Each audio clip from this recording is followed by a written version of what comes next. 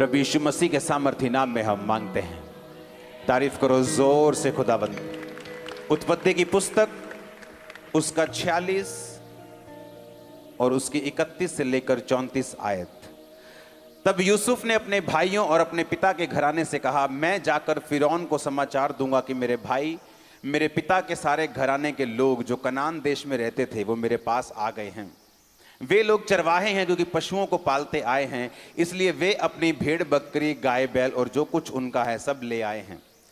जब फिरौन तुमको बुला के पूछे कि तुम्हारा उद्यम, तुम्हारा बिजनेस क्या है, तब कहना कि तेरे दास छोटे होते से ही पशुओं को पालते आए हैं, वरन हमारे पुरखा भी ऐसा ही करते थे।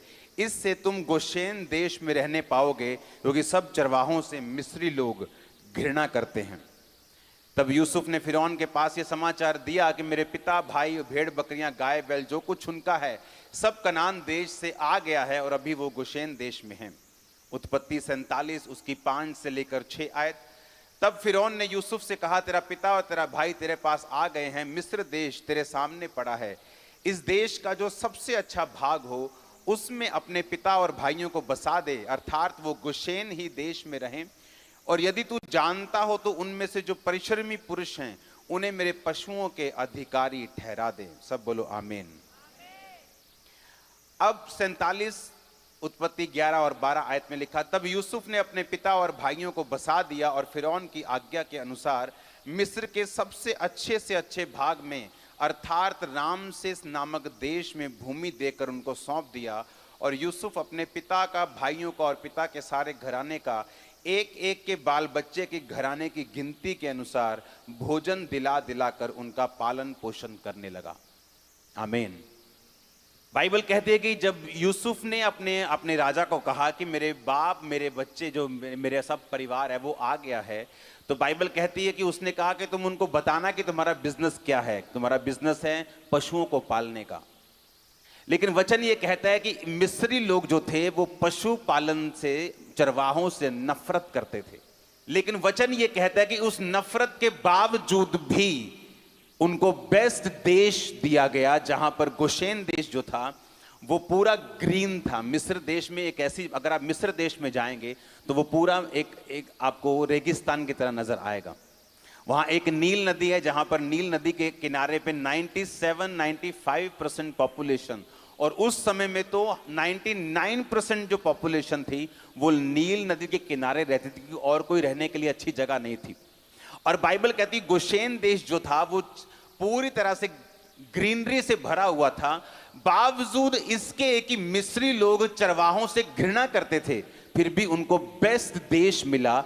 वही देश मिला जो उसका बेस्ट था, मिस्र का, बावजूद इसके कि वो उससे नफरत करते थे। रीजन क्या था इसका? नीति वचन 3 उसकी 3-4 में लिखा कि परमेश्वर की आज्ञाओं को अपने दिल में रखे रहना, अपनी हृदय रूपी पट्टियों पर लिखना, कृपा और सच्चाई को अलग मत करना, तो तू परमेश्वर और मनुष्य दोनों का अनुग्रह पाएगा।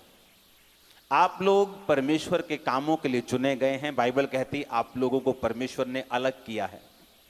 पौलुस कहता तुम दुनिया से, परमेश्वर ने तुमको अलग करके तुम्हें एक बाउंड्रीज के बीच में ठहरा दिया है। तुम स्वतंत्र तो हो, लेकिन वो सब काम नहीं कर सकते जो अन्य जाति लोग कर सकते हैं, क्योंकि परमेश्वर ने तुम्हें आजाद तो किया है, पर अपनी आजादी को पाप के लिए यूज नहीं करना। अब जब बाइबल कहती है कि वो कहानी शुरू होती है यूसुफ से, आप इमेजिन कर सकते हैं कि इतने बड़े फेवर का रीजन ये था कि यूसुफ ने पोतीफर की पत्नी के साथ सेक्स नहीं किया और वो पाप में नहीं गिरा। ये रीजन था उसका इतनी बड़ी ब्लेसिंग अपने लिए और अपने परिवार के लिए रखने का। जब पोतीफर की पत्नी ने उसको अपने साथ सोने के लिए बोला तो बाइबल कहती है उसने मना किया और कहा कि तेरे पति ने सब कुछ, सारा बिजनेस, सारा घर मेरे हाथ में कर दिया है, तो क्या ये सही होगा उसकी पत्नी पर भी हाथ डालना? और बाइबल कहती है उसने मना कर दिया। उसकी पत्नी ने जानबूझकर उसको इल्जाम लगवाकर उसको जेल भेजा, लेकिन बाइबल कहती जब वो जेल में था और सांकलों से बंधा हुआ था तो भी यहोवा का वचन उसे कसौटी के ऊपर कसता रहा। क्या आप इमेजिन कर सकते हैं एक शरीर का काम आप और आपके परिवार और जनरेशन के नाश होने का कारण बन सकता है, और उसी शरीर के काम से फ्री होना आपकी और आपके जनरेशन की ब्लेसिंग का कारण भी बन सकता है।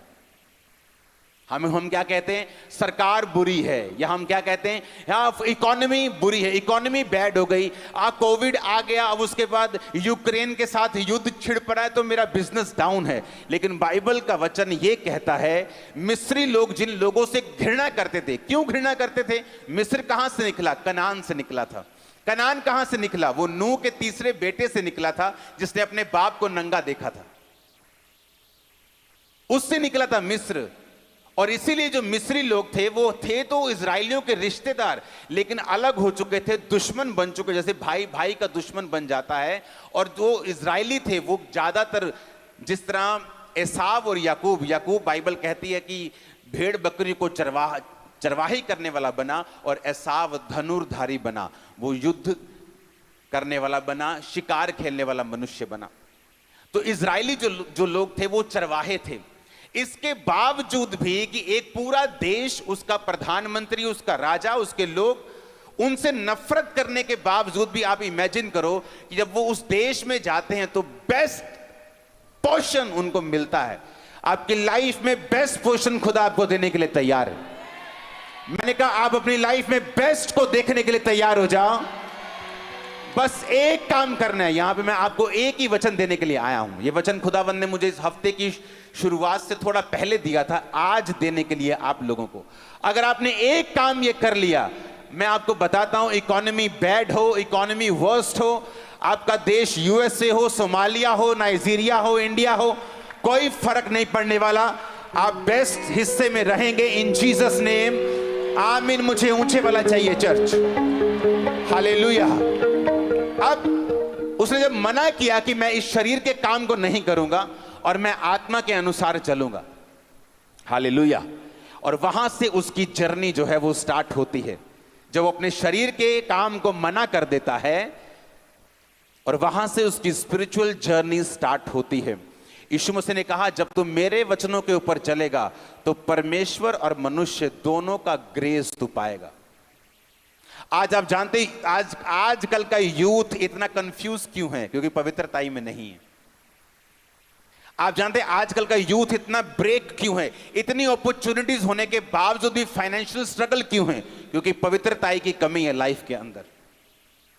और जिस दिन ये कमी खत्म हुई, आप इमेजिन करो बाइबल क्या कहती है। आप जानते हैं, अगर आप इस स्टोरी को आगे पढ़ें, उत्पत्ति 47 उसकी 18 से 24 और 11 से 12 पढ़ें, तो वहां पे बाइबल कहती है, जब सारे देशों में अन्न खत्म हो गया तो सारे लोग यूसुफ के पास जाकर अन्न मांगने लगे। तो पहले यूसुफ ने भेड़ बकरियां, गाय बैल के बदले में उनको अन्न देना शुरू किया। जब वो भी खत्म हो गए तो वो फिर आए, कहते अब सब कुछ खत्म हो गया, अब क्या करें? कहते हमारे पास सिर्फ जमीन रहती है। तो वो अपनी जमीन दे देकर उससे अन्न खरीदने लगे। और बाइबल कहती है सारे मिस्र की जो धरती थी वो फिरौन की राजा की हो गई, गवर्नमेंट की हो गई। तो यूसुफ जो धर्मी था उसने कहा, हम तेरे से पूरी जमीन नहीं लेंगे, तुम ऐसा किया करो, जमीन अपने पास रखो, इसका 5 हिस्सा 20% जो है इसकी जमीन का तुम राजा को दिया करना और बाकी से अपना पेट पाला करना। समझ आई कि नहीं आई? लेकिन वहां एक वचन लिखा है, वहां लिखा है, याजकों की भूमि यूसुफ ने अपने पास नहीं रखी। जब याजक लोग अन्न लेने के लिए आते थे तो बाइबल कहती है यूसुफ ने उनकी भूमि उधार नहीं रखी। याजकों के लिए एक स्पेशल अरेंजमेंट था जो यूसुफ उनको देता था। बल्कि वचन यह कहता है कि मिस्र के राजा की मेज पर जो भोजन होता था वही याजकों की मेज के ऊपर होता था। अब मेरी बात को ध्यान से समझना। पहले हमने क्या देखा कि जो इजरायली थे, परमेश्वर ने उनको नफरत करते थे वो लोग, उसके बावजूद उन्हीं लोगों में से बेस्ट दिया। हां के ना? अब दूसरा बाइबल कहती है जब पूरे देश में अकाल था, पूरी दुनिया में अकाल था, पर याजकों को तब भी कोई भी कमी नहीं थी। और यीशु मसीह के जी उठने के बाद वचन ये कहता है कि पहले याजक लोग सेवा करते थे, आप लोगों के लिए, मेरे लिए, विश्वासियों के लिए, बाइबल कहती है वो लहू को बहाते थे और सेवकाई करते थे, परमेश्वर के सामने जाते थे। लेकिन नया नियम ऐसा कहता है कि प्रभु यीशु मसीह ने एक ही बार में अपने लहू को बहाकर हमारा महायाजक बनकर और हम सबको राजा और याजक बनाकर इस दुनिया के ऊपर रखा है। अब बाइबल के मुताबिक जो याजक लोग हैं वो आप खुद हैं, क्योंकि आपको पाप माफ करवाने के लिए अब मेरे पास आने की जरूरत नहीं है। आप अपने घर बैठकर खुदा से कह सकते हैं, खुदावन मेरे पाप को माफ कर, मैं क्षमा मांगता हूं, मैं तौबा करता हूं, तौबा करती हूं, नेक्स्ट टाइम मैं ये काम कभी नहीं करूंगा। बाइबल कहती है आप माफ हो जाते हैं। और वचन ये कहता है कि आप खुद एक याजक हैं, और वचन ये कहता है आप राजा हैं। प्रकाशित वाक्य 1 उसकी 5 और 6 आयत अगर आप पढ़ेंगे आपको यह वचन समझ आएगा। इसका मतलब क्या, जब पुराने नियम में याजकों की भूमि नहीं गई, जबकि पूरी दुनिया की भूमि खत्म हो रही थी, कोई देश बचा नहीं था, कोई परिवार बचा नहीं था, अमीर से लेके गरीब हर बंदा अनमोल लेने के लिए अपना सब कुछ बेच रहा था, क्योंकि वचन कहता है कि 7 साल ऐसा अकाल पड़ा जो पृथ्वी के ऊपर कभी नहीं पड़ा था। कोई रेडी नहीं था, कोविड के लिए कोई रेडी नहीं था। रेडी था? कोई रेडी नहीं था। कोविड जैसे ही आया, बड़े बड़े देश जो बड़ी बड़ी पिक्चरें निकालते 20-20 हजार करोड़ की, सुपरमैन इधर जा रहा है, सुपरमैन इधर जा रहा है, कहां गए सारे सुपरमैन? गायब हो गए थे उस दिन। कोई काम नहीं आया क्योंकि तैयारी नहीं थी। कोविड की कोई तैयारी, अकाल की कोई तैयारी नहीं थी। बड़े से लेके छोटी कंपनी, बड़े से लेके छोटा परिवार, सब इफेक्टेड हो चुके थे, सबकी जमीन खत्म हो चुकी थी सिवाय याजकों के। और वचन क्या कहता है? तुम एक याजक हो। इसका मतलब पता क्या है? कि लाइफ में कुछ भी हो, आपके देश में कुछ भी हो, आपके सराउंडिंग कुछ भी हो, लेकिन आपका नुकसान खुदावंद कभी नहीं होने देगा अगर आप एक सच्चे याजक हैं तो। याजक क्या करते थे? बाइबल कहती है वो सेवा करते थे। आज दिखाओ मेरे को विश्वासी चर्च में जो सेवा करने वाले विश्वासी हैं। मैं आपको सिरदर्द वाले विश्वासी दिखा दूंगा फॉरेन ब्रांचेस में ज्यादा, जो अपने पास्टर्स को सिरदर्द ज्यादा देते हैं और सेवा कम करते हैं। लेकिन क्या इवेंजलिज्म करते हैं? कभी नहीं गए। क्या आप अपने पास्टर के साथ मिलकर गली गली जाते हैं सुसमाचार बांटने के लिए? बोलते हैं हम बिजी हैं। एक रिक्शा वाला से लेके एक इलन मस्क तक सब बिजी हैं, कोई फ्री नहीं। लेकिन जीसस ने कहा जब तुम मेरी सेवा करोगे मेरा पिता तुम्हारा आदर करेगा और तुम्हारा नुकसान नहीं होगा। किन लोगों के नुकसान हो रहे हैं? जो सेवा में नहीं। कौन लोग इफेक्ट हो रहे हैं? जो सेवकाई में नहीं, जो सिर्फ विश्वासी हैं, जस्ट चर्च जाकर ब्लेसिंग लेने की कोशिश करते हैं और ये नहीं मालूम कि अब बाइबल के मुताबिक तुम भी एक याजक हो और सेवा करने के लिए अपने परिवार समेत बुलाए गए हो। अपने पास्टर पर एहसान मत करो चर्च में जाके, क्योंकि तुम भी सेवकाई के लिए उसके साथ बुलाए गए हो। हालेलुया। और इसीलिए वचन कहता है कि याजकों की भूमि उसने मोल नहीं ली। उत्पत्ति 47 उसकी 18 से 24 आए, मैं 22 में पढ़ूंगा। पर याजकों की भूमि तो उसने ना मोल ली, क्योंकि याजकों के लिए फिरौन की ओर से नित्य भोजन का बंदोबस्त था।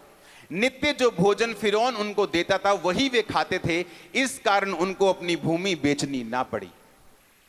याजकों को अपनी भूमि बेचनी नहीं पड़ी। वो इस दुनिया की इकोनॉमी के इफेक्ट से आजाद थे।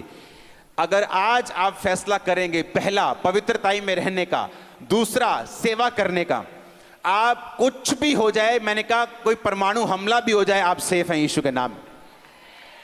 कोई ऐसा इकोनॉमिक इफेक्ट आपकी कंट्री पे आ जाए, लेकिन आप सेफ होंगे। और आप इमेजिन नहीं करेंगे, कोविड के दौरान मैंने चर्चिस को बंद होते देखा, सेवकाइयों को बंद होते देखा, बिजनेसेस को बंद होते देखा, चीजों को खत्म होते देखा, परिवारों को खत्म होते देखा। आप खामरा चर्च का इतिहास देख लो, उसके बाद हम 3 गुना 4 गुना 10 गुना शाइन किया हमने। रीजन, क्योंकि जो खुदा, जो बाइबल का खुदा है वो मेरा खुदा है, आज भी वो जीवित है, वो मुर्दा नहीं है। लेकिन प्रॉब्लम यह है मैं सेवा में हूं कि नहीं, या मैं पवित्रताई में हूं या नहीं। बिना पवित्रताई के बाइबल कहती तुम परमेश्वर को देख भी नहीं सकते। तुम तो चर्च में माइक लेके गा रहे होंगे, लोगों को मालूम है तुम गा रहे हो, लेकिन अगर तुम पवित्रताई में नहीं हो तो परमेश्वर को नहीं मालूम तुम गा रहे हो। वो पूछेगा भाई तुम कौन हो? बोले मैं गा रहा था। परमेश्वर कहा नहीं, मैंने तो देखा ही नहीं कभी तुम्हें गाते हुए। नहीं प्रभु, मैं तो वॉलंटियर बन के सबसे आगे था, लेकिन मैं तुम्हें जानता ही नहीं हूं, कौन हो तुम?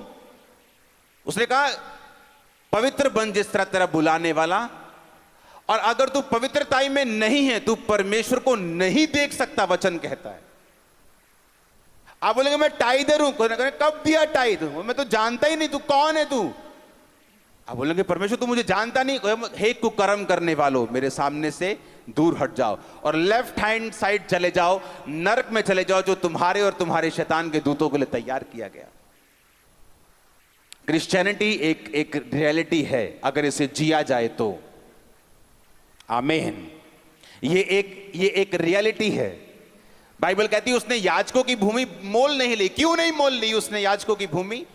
बाइबल कहती परमेश्वर ने कहा मैं याजकों को बेस्ट तेल, बेस्ट दाख, बेस्ट दुनिया की सबसे उत्तम से उत्तम चीजें दूंगा, क्योंकि ये लोग मेरी सेवा में हैं। क्या कहा था जीसस क्राइस्ट ने 500 लोगों को जीवित स्वर्ग पे जाने से पहले? जाओ और सुसमाचार सुनाओ। क्या उसने प्रेरितों को बोला? क्या उसने अकेला पास्टर्स को बोला? उसने सबको बोला जाओ और सुसमाचार सुनाओ। तो क्या आप जीसस की कमांड को पूरा कर रहे हो या नहीं कर रहे हो? अगर आप नहीं कर रहे हो तो आप सेवा में नहीं हो। अगर आप सेवा में नहीं हो, आप याजक की कुर्सी छोड़ चुके हो। अगर आप याजक की कुर्सी छोड़ चुके हो तो जो लोगों के साथ हो रहा है आपके साथ भी वही हो रहा है। आपके घरों में भी वही कलेश है, वही बीमारियां हैं, वही श्राप हैं और वही इकोनॉमिक ऑपरेशन और डिप्रेशन है, क्योंकि याजकों की भूमि मोल नहीं ली गई। बाइबल कहती याजकों के लिए नित्य बंदोबस्त था उनके लिए। जब कोविड आया तो लोगों ने कहा कि अब देखते हैं चर्चिस कैसे चलती हैं। लोग बंद हो गए आने चर्चिस में, चर्च खाली पड़ी है, 100 एकड़ की चर्च खाली पड़ी है। अब देखते हैं क्या करते हैं ये लोग। आप जानते परमेश्वर कई बार ऐसे समयों को आने देता है ताकि लोगों को बता सके मैं इसके साथ हूं। वो बता सके कि वो पुराना इज़राइल का परमेश्वर, वो यूसुफ का परमेश्वर, वो इसहाक का परमेश्वर, वो पतरस और पौलुस का परमेश्वर, वो आज भी जिंदा है। वो बातें करने वाला परमेश्वर नहीं है।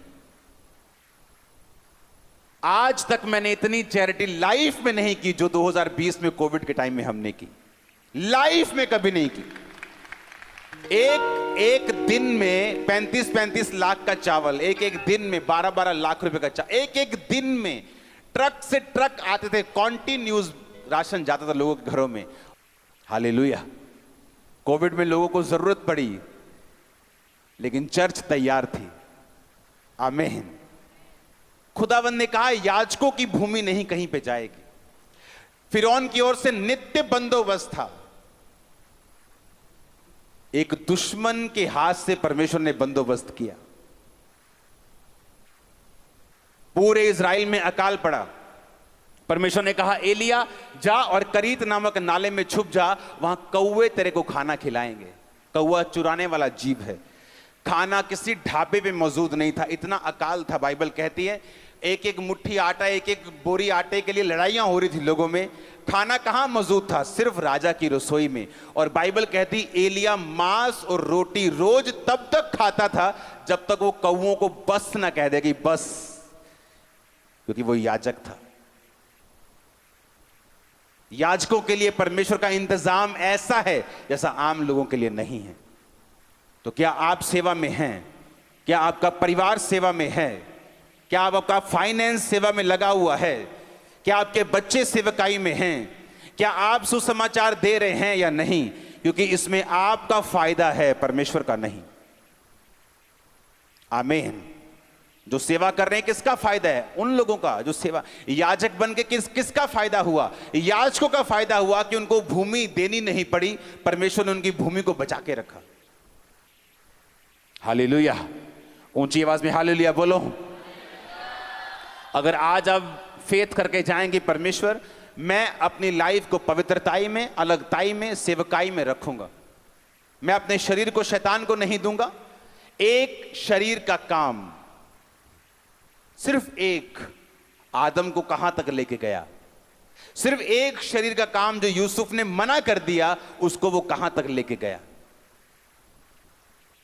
बाइबल कहती है कि तुम शरीर के अनुसार चलोगे तो मरोगे, आत्मा के अनुसार चलोगे तो जियोगे। सारी सेवकाई, सारी क्रिश्चियन लाइफ इस बात पे डिपेंड करती है कि आप अपने शरीर को कितना फीड करते हैं, पाप से कितना दूर रहते हैं, आप परमेश्वर के साथ कितना अलगताई में रहते हैं, कितना सेवकाई में रहते हैं, परमेश्वर के साथ कितना जुड़े रहते हैं। परमेश्वर ने कहा जब तू मेरी सेवा करेगा, मेरा बाप तेरा आदर करेगा। और जब परमेश्वर आदर करने पे आता है, वो जबरदस्त करता है। आज क्यों फैमिलीज सेटिस्फैक्शन में नहीं, सेटिस्फाइड नहीं? क्योंकि उन्होंने खुदा को कभी सेटिस्फाइड नहीं किया। एक का मुंह इधर, एक का मुंह उधर, क्योंकि तुम्हारा मुंह भी परमेश्वर से दूर है, इसलिए तुम्हारे हस्बैंड का मुंह भी तुमसे दूर है। तुमने परमेश्वर से बेवफाई की है, दुनिया ने तुमसे, तुम्हारे साथ की। जो तुमने खुदा की लाइफ में बोया है, वो तुमने काटा है। उसने कहा अगर तुम याजक हो, वो ये भी ध्यान रखता तुम्हारा पार्टनर कौन है, वो तुम्हें चॉइस करने में हेल्प करेगा। अगर तुम याजक हो और पवित्रताई में चल रहे हो, वो ध्यान रखेगा तुम कौन सा कैरियर चुनते हो, वो ध्यान रखेगा कि तुम सफल हो जिधर तुम जाओ, जिस जगह पर तुम जाओ। आमीन। हमें लगता है परमेश्वर बड़ी बातों की परवाह नहीं करता। बाइबल कहती वो छोटी से छोटी बात की भी तुम्हारी चिंता करता है। एक मां को चिंता होती है किस कलर के कपड़े अपने बच्चों को डलवाने हैं। बाइबल कहती है परमेश्वर तुम्हारी छोटी से छोटी बात की भी चिंता करता है। आमीन। इसलिए वचन कहता है कि याजकों की भूमि कहीं नहीं गई। क्यों नहीं गई? क्योंकि फिरौन की ओर से नित्य बंदोबस्त था। इमेजिन करो, जिन लोगों से नफरत करते थे, वो चरवाहों से स्पेशल नफरत करते थे, और उन्हीं को कह रहे हैं कि तुम्हें बेस्ट से बेस्ट देश मिस्र का हम देंगे। वहां पे जाओ, अपने भेड़ बकरियों को चराओ, वहीं पे रहो, बेस्ट हिस्सा इस देश का मैं तुम्हें देता हूं। क्यों? क्योंकि यूसुफ ने एक बीज बोया था कि बाइबल कहती वो हिला नहीं। उसने अपने शरीर के सामने आत्मसमर्पण नहीं किया, अपनी इच्छाओं की पूर्ति नहीं की, अपनी काम की पूर्ति नहीं की, बल्कि परमेश्वर में बना रहा, टिका रहा, खड़ा रहा और अड़ा रहा। आज मेरी प्रेयर है कि खुदावंद आपके यूथ को, आपके लोगों को पवित्रताई के ऊपर चलने की ताकत और सामर्थ्य, और आपका परिवार और आपके लोग सेम ना हो। आमीन। ऊंचा तो ये आशीष आपकी है। ऊंची आवाज में 7 बार बोलो आमीन। मेरा बिलीव है आप लोग इस बात को ध्यान से समझेंगे। आमीन। ये किस तरह से यूसुफ ने बरकत को पाया, किस तरह से उसने फिरौन के आंखों में फेवर को पाया। परमेश्वर ने कहा जब तुम मेरी आज्ञाओं को अपने पट्टियों पर, हृदय पर लिख लेगा, तो परमेश्वर और मनुष्य दोनों का अनुग्रह पाएगा। दोनों की ग्रेस तेरे पे होगी। आदमियों की ग्रेस भी तू पाएगा, जिस तरह यूसुफ ने पाई। परमेश्वर की ग्रेस को पाया कि उसने दर्शन का मतलब समझाया, राजा को बताया कि क्या दर्शन का मतलब है, कि 7 साल बहुत फसल होगी, 7 साल अकाल के होंगे, इतने बड़े अकाल होगा वो कि 7 साल की फसल लोग भूल जाएंगे। ये परमेश्वर का ग्रेस था उसके ऊपर, कि कोई जादू टोना करने वाला, कोई किसी भी तरह का कोई पंडित, बाइबल कहती है, उनको ये इस बात का मतलब बता नहीं सका जो यूसुफ ने बताया। ये परमेश्वर का ग्रेस था उसके ऊपर। और उसके बाद मिस्र के राजा ने, फिरौन ने कहा जब तेरे माँ बाप भाई बहन यहां आ जाएं, तो मैं उनको बेस्ट से बेस्ट मिस्र का देश दूंगा। बाइबल कहती है ये परमेश्वर का नहीं, ये इंसान का अनुग्रह था उसके ऊपर। नीति वचन 3 उसकी 3-4 अगर है तो उसको निकालेंगे अपनी स्क्रीन के ऊपर। उसमें स्पेशल लिखा कि परमेश्वर का कि कृपा और सच्चाई तुझसे अलग ना होने पाए, वरन उनको अपने गले का हार बनाकर अपनी हृदय रूपी पट्टियों पर लिखना, तो तू परमेश्वर और मनुष्य दोनों का अनुग्रह पाएगा और तू अति बुद्धिमान होगा। आमीन। आपको ग्रेस चाहिए अगर आप बाहर निकलते हैं तो, अपने बिजनेस प्लेस में, अपनी जॉब, अपने कैरियर में, अपनी पढ़ाई में, अपने परिवार में आपको ग्रेस चाहिए, खुदाबंद की भी और इंसान की भी। आमीन। और परमेश्वर ने कहा है अगर तू मेरी आज्ञाओं को अपने हृदय पर लिख लेगा तो तू ग्रेस को पाएगा, मनुष्य का भी और परमेश्वर का भी। हालेलुया। मेरा बिलीव है कि आप लोग पवित्रताई के वचन को बड़े सीरियसली लेंगे और अपनी लाइफ से उन कमियों को, उन त्रुटियों को दूर करेंगे जो परमेश्वर ने रखी हैं कि आपकी लाइफ में ना हो। और हमें लगता है ये छोटा सा काम है, ये तो छोटा सा काम है, इससे क्या हो जाएगा, ये मेरी छोटी सी कमी है मेरी लाइफ की। बाइबल कहती है एसाव ने एक बार के भोजन के बदले में अपने पहलौठे होने के अधिकार को बेच दिया, इसलिए आज आप बोलते हो अब्राहम इसहाक याकूब का परमेश्वर। नहीं तो हम ये कह रहे होते अब्राहम इसहाक एसाव का परमेश्वर। जब दाऊद के घर में मसा करने के लिए नबी गया तो वो दाऊद नहीं था जिस पे परमेश्वर की योजना थी, आपको मालूम होना चाहिए। वो उसका बड़ा भाई था जिस पर परमेश्वर की योजना थी उसको राजा बनाने की।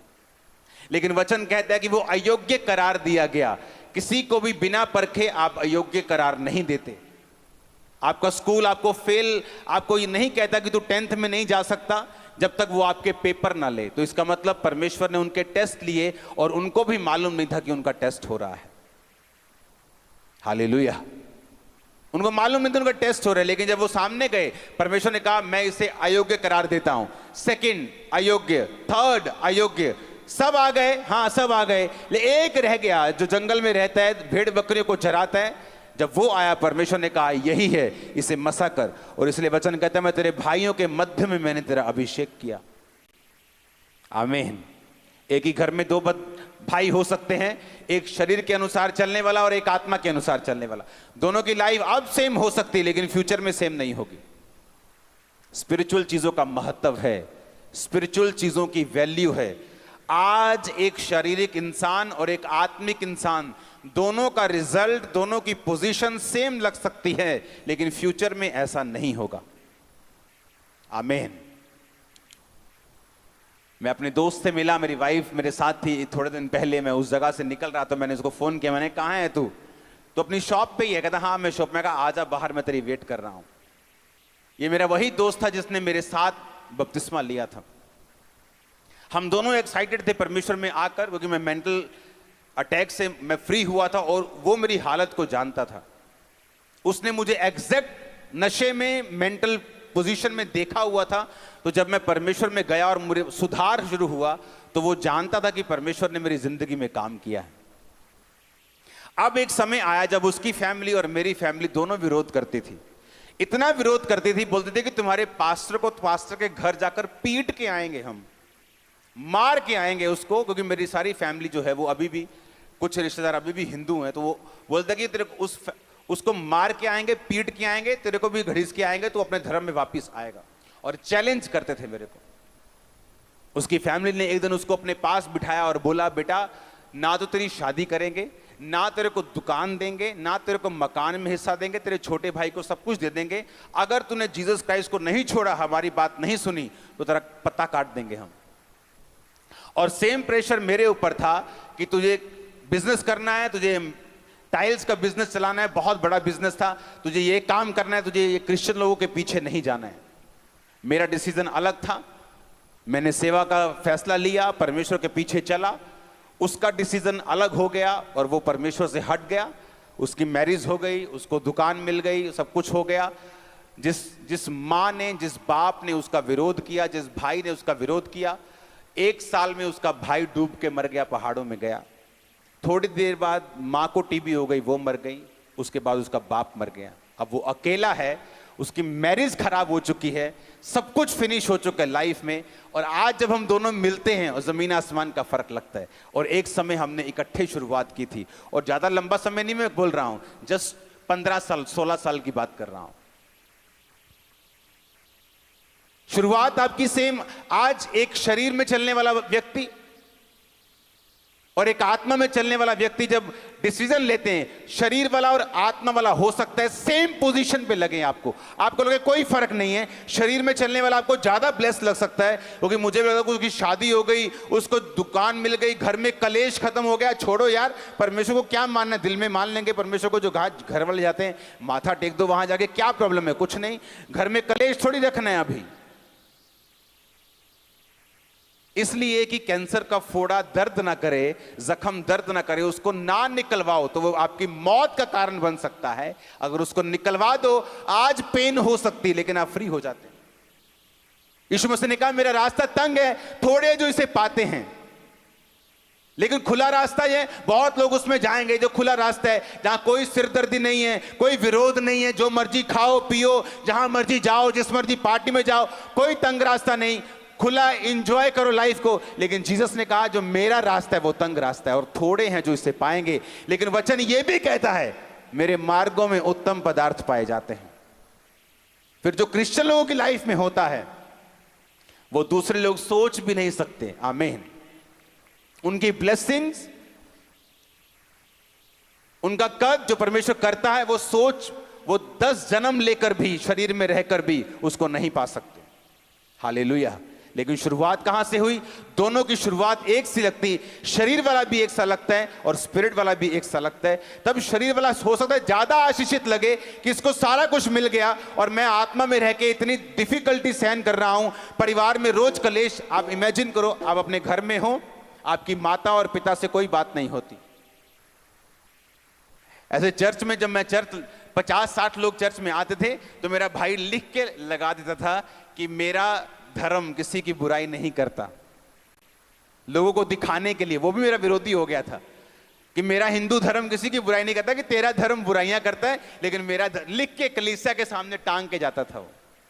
आज उसी चर्च में सेवा करता है मेरे बाप भी, मेरी माँ भी, मेरा भाई भी, उसकी पत्नी भी, उसकी बच्ची भी। हालेलुया। और जब परमेश्वर में, जो परमेश्वर फिर लेके आता लोगों को घड़ीस के, जब उसके बेबी नहीं हुआ, शादी मेरे छोटे भाई की मुझसे पहले हुई, कहते इसने शादी नहीं करनी है, सेवा में चला गया, मेरी शादी करो, ये बंदा गलत है, मेरी शादी करो। शादी कर ली, बेबी नहीं हुआ। 1 साल, 2 साल, 3 साल, 4 साल, 7, 10 साल निकल गए। जब उसको वर्ड दिया मैंने परमेश्वर का, बेबी हुआ उसी साल। तो उसे मालूम हुआ कि ये फर्क है मुझ में और इसमें, कि इसने इतने साल परमेश्वर में लगाए हैं, ये फर्क है मुझ में और इसमें। इसने सेवा को नहीं छोड़ा, ये फर्क है इसमें और मुझ में। मेरी लाइफ को देखा गया, परखा गया। आपकी फैमिली कभी भी आपके प्रचार पे यकीन नहीं करती, याद रखना। आपकी फैमिली यकीन रखती है आपके लाइफ के रिजल्ट के ऊपर, जो आप दिखाते हैं बाय फोर्स बाय फायर। आमीन। वो आपके प्रचार को नहीं सुनती। मैंने अपने फादर को बैप्टाइज दिया, अपनी मदर को बैप्टिज्म दिया, अपने ब्रदर की वाइफ, मैंने अपने पूरे परिवार को बपतिस्मा दे चुका हूं। और आप इमेजिन करो, एक बार भी बैठकर ऐसे 1 सेकंड के लिए बाइबल खोलकर मैंने उन्हें कभी वचन नहीं बताया। जो सुनते चर्च से सुनते हैं और लाइफ देखते हैं मेरी घर पे, वो जीवन देखते हैं पवित्रताई का, अलगताई का, और रिजल्ट देखते हैं और रिजल्ट को सल्यूट करते हैं लोग। आपकी लाइफ में, सुनो मेरी बात, पवित्रताई, सुनो, एक गुण नहीं है। पवित्रताई एक गुण नहीं है, सिर्फ एक गुण नहीं है, एक अच्छा एट्रीब्यूट एक नहीं है। पवित्रताई एक हथियार है आप लोगों के लिए। आप नहीं जानते, आपकी लाइफ का वर्स्ट अटैक जो शैतान ने किया है, आप होलीनेस से उसे खत्म कर सकते हो। वो आपके हस्बैंड पे हो, वो आपके फाइनेंस पे हो, वो आपके बच्चों पे हो, वो आपकी सेहत पे हो, वो आपके किसी भी चीज के ऊपर हो। पवित्रताई को मेंटेन कर लो, प्रेयर को मेंटेन कर लो, सेवा करनी शुरू कर दो, अटैक खत्म हो जाएगा, वो स्ट्रगल खत्म हो जाएगा। वो 40 साल पुराना रोग क्यों ना हो, वो 50 साल पुरानी आपकी फैमिली ट्रबल कर्स क्यों ना हो, अगर आप इन चीजों को फॉलो करना शुरू करेंगे, सब चेंज हो जाएगा। हालेलुया। आज मेरा वो दोस्त भी एग्री करता है मेरी बातों से कि तूने स्टैंड लिया इसलिए तू यहां पे है। मैं तेरी ब्लेसिंग के साथ मैच नहीं कर सकता हूं। कहता मैं 1% भी मैच नहीं कर पाता हूं तेरी ब्लेसिंग के साथ। वो खुद इकरार करता है। हम दोनों अभी भी दोस्त हैं, लेकिन उसे मालूम है कि मैंने एक फैसला लिया था, उसने भी एक फैसला लिया था परमेश्वर में ना चलने का, और मैंने चलने का। वो दिन मेरे दुख भरे थे। घर पे जाना, माँ से बात ना होना, बाप से बात ना होना, भाई से बात ना होना, लड़ाई होना, झगड़े होना, कोई इमोशनल अटैचमेंट सब खत्म हो गया था घर में। जीसस ने कहा जो कुछ तू मेरे लिए छोड़ देगा तू पाएगा, 100 गुना पाएगा। आज मेरा परिवार मेरे साथ ज्यादा अटैच होगा, मेरे भाई से भी। क्यों? उसका वचन पूरा हुआ। आमीन। लॉस एंजलिस में ये फर्स्ट मैं सीट डाल के जा रहा हूं। मेरा बिलीव है आप लोग सेवा में जाएंगे, मेरा बिलीव है सुसमाचार आप लोग देंगे, मेरा बिलीव है। आमीन। लोग यहां सुसमाचार देने की आदत नहीं, इसलिए मैं जहां पे मेरी ब्रांच ना हो मैं क्रूसेड नहीं करता हूं, क्योंकि लोगों को सुसमाचार देने की आदत नहीं है। जो लोग ब्रांच से बाहर अगर वो क्रूसेड करवाएं, वो कभी भी इतना सुसमाचार नहीं कर पाते जितना मेरी ब्रांच कर पाती। हालेलुया। क्योंकि आपको सिखाना है लोगों को कि अगर आप सुसमाचार देंगे, अगर आप सेवा में जाएंगे, आप प्रोटेक्टेड रहेंगे, आप ब्लेस्ड रहेंगे। आप खामबरा में टेस्टिमनीज को सुनते हैं, आप amazing testimonies, hundreds of testimonies her Sunday her Thursday होती। रीजन क्या? उन लोगों को लगाया है मैंने सेवकाई में, उनके परिवारों को लगाया है सेवकाई में। क्योंकि जब आप सेवकाई में होते हैं, पास्टर्स को भी आसानी होती है आपकी लाइफ में हीलिंग करने के लिए, डिलीवरेंस करने के लिए, आपकी लाइफ में बरकत को रिलीज करने के लिए उनको भी आसानी होती है कि आप परमेश्वर के वचन के ऊपर खड़े हैं। आमीन। आप गर्म है तो अगर हथौड़ा पड़ेगा तो जल्दी शेप में आ जाएंगे आप, लेकिन अगर आप ठंडे हैं तो पास्टर हथौड़े मार मार के थक जाएगा, और उसका भी विश्वास आप एक दिन खत्म कर दोगे, जो आज चर्चिस में हो रहा है। हालेलुया। मेरा बिलीव है आप लोग सेवा करेंगे। आज एंजल्स आपको टच करेंगे, अनॉइंटिंग आपको छुएगी, आप सेम नहीं होंगे। अपने परिवारों समेत यीशु मसीह के सामर्थी नाम में आमीन हो। चाहिए बरकत आपकी है। Hallelujah, hallelujah. आपने तो वचन पढ़ा है, मैंने पूरा होते देखा है। वो सरकारें जो क्रिश्चियन लोगों से नफरत करती हैं, मैंने उसका फेवर पाया है इंडिया में।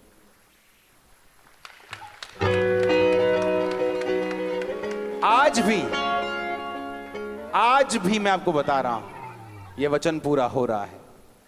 वो लोग जो नफरत करते हैं, मिस्री बाइबल लिखा, मिस्री चरवाहों से घृणा, नफरत, देखते कैसी की तैसी मार दो इनको, और कहते कि जाओ बेस्ट तुम्हारा है, मेरे देश का बेस्ट हिस्सा मैं तुम्हें दूंगा। वो फेवर आप देखोगे इन जीसस नेम। होली स्पिरिट बता रहा है मेरे को।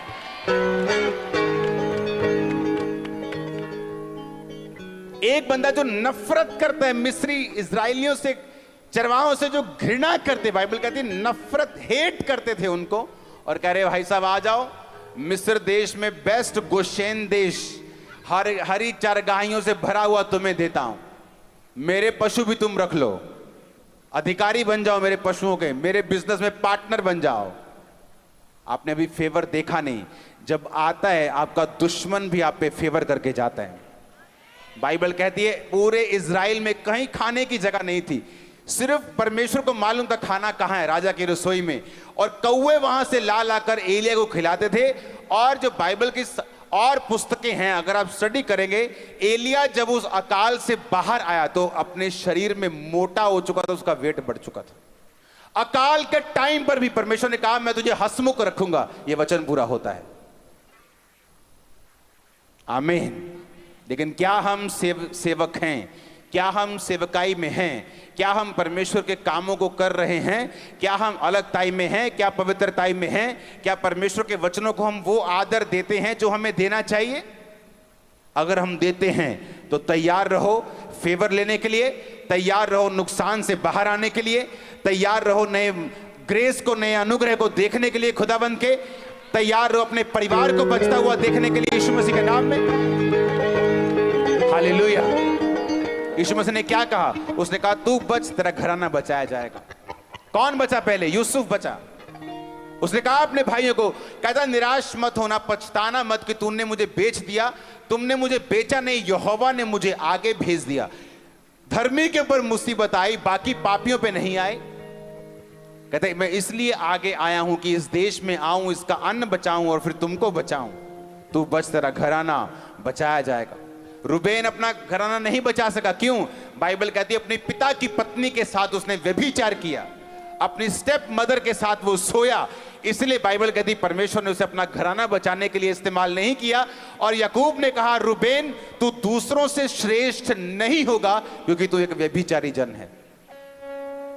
एक क्रिश्चियन है, लेकिन वो भी आम लोगों के जैसे सब कुछ कर रहा है। क्यों? क्योंकि लाइफ में पाप है उसके। अगर पाप नहीं है वो इफेक्टिव होगा, वो होगा आज नहीं तो कल होगा। उसने कहा रूबेन तू लोगों से श्रेष्ठ नहीं हो पाएगा, आम लोग जैसे जीते तू भी जिएगा, क्योंकि तूने अपने पिता के बिछोने को अशुद्ध किया है। और यूसुफ, बाइबल कहती वो बचा और उसका घराना बचाया जाएगा। आज लोग चर्च में आते बोलते मेरी पत्नी बचाई जाए, मेरा बच्चा आ जाए, मेरे माँ बाप आ जाए। मैं उनको बोलता हूं तू बच पहले, तू बच गया, तू अच्छी तरह से बच गया और बचा रहा, तेरी फैमिली तेरे पीछे आएगी। वचन कहता है 100% आएगी, 99.999 नहीं, 100% तेरा परिवार बचाया जाएगा। पॉसिबल नहीं, मैंने कहा पॉसिबल नहीं है कि तुम यीशु मसीह के अनुसार चलो और तुम्हारा घराना बचाया ना जाए। पॉसिबल नहीं। वो आएंगे, मैंने कहा वो खुदावंद लेके आएगा उनको। उसने वचन में लिखा तू बच, तेरा घराना बचाया जाएगा। आमीन। यूसुफ ने प्रेयर नहीं की खुदावंद मेरे घराने से मुझे मिला, बल्कि पाप से बच के रहा। अकेला था, इमोशनल डिस्टर्ब था, पाप कर सकता था, बहाना था उसके पास, लेकिन वचन कहता है वो परमेश्वर में रहा, अलगताई में रहा। अपने हाथों को उठाओ, थैंक यू जीसस। ऊंची आवाज में सब जन खड़े हो जाओ, अपने हाथों को उठाओ।